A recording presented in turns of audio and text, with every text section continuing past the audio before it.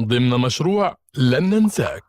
وفاء للملك الراحل ملك الإصلاح والتنمية عبد الله بن عبد العزيز، نقدم تقريرا بالأعمال الخيرية تشارك به أبناء الشعب بشهر رمضان، سائلين الله عز وجل أن تكون بميزان حسناته،